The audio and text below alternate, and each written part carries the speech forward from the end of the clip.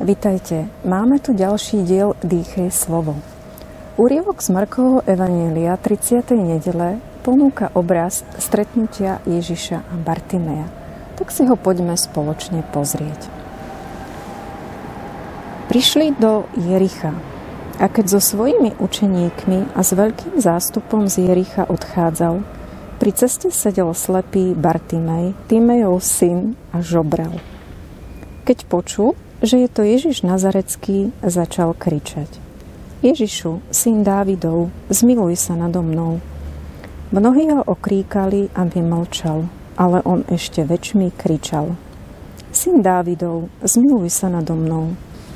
Ježiš zastal a povedal: Zavolajte ho. Zavolali slepca a vraveli mu: Neboj sa, vstaň, volá ťa. On odhodil plášť, vyskočil a šiel k Ježišovi. Ježiš mu povedal: Čo chceš, aby som ti urobil? Slepec mu odpovedal: Rabúni, aby som videl. A Ježiš mu povedal: Choď, tvoja viera ťa uzdravila. A hneď videl a šiel za ním po ceste. Je tu Bartimej, ktorý kričí. Priznáva svoju slepotu a preto sa nebojí kričať. Vie, ako na tom je, aká je jeho životná situácia. Jeho slepota ho drží v istej neschopnosti pohybu. Sedí na kraji cesty a žobre. Kričí, pretože vie, čo chce.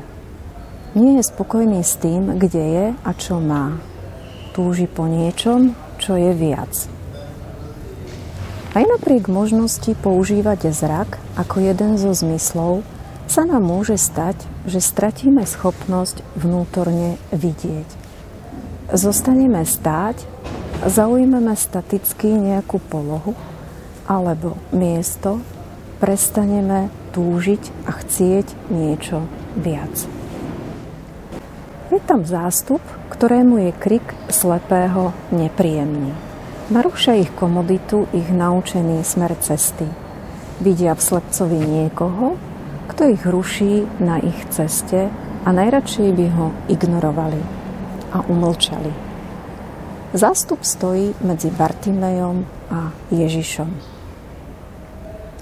Je tu Ježiš a ten pozýva Bartimeja k sebe. Chce mu ukázať a všetkým prítomným tiež, že pohyb je možný, že je schopný postaviť sa a kráčať. Nasleduje otázka Ježiša osobne Bartimejovi. Čo chceš? Prečo si kričal? Je konkrétna a osobná. Bartimej vyjadrí svoju prosbu jasne. Chcem vidieť, túžim vidieť, potrebujem vidieť. A Ježiš mu na jeho žiadosť odpovie. Odpovie mu pozvaním k životu. Nedá mu odpoveď: máš zrak, pozeraj, ale pozve ho k pohybu. Choď, kráčaj, otvor sa životu, tvoja viera ti to ponúka. Bartimej vidí a otvorí sa mu možnosť rozhodnúť sa.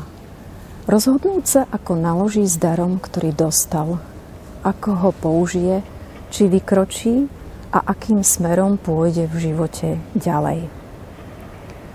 Dostal pozvanie od Ježiša, ale dostal aj slobodu rozhodnúť sa.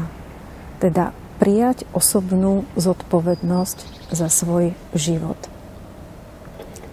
Bartimejova odpoveď i vďačnosť za dar vidieť sa prejavila konkrétnym skutkom. Išiel po ceste za Ježišom. Po ceste, ktorá so sebou nesie aj určitú námahu. Rozhodol sa pre život. Teda ešte raz dynamika stretnutia. Uvedomenie si, kde som v živote, poznanie pravdy, pozvanie do nej Krista, nechať sa uzdraviť, obdarovať a následné rozhodnutie sa pre pohyb, teda osobnú zodpovednosť. Ako ja prichádzam za Ježišom? Som autentický, autentická.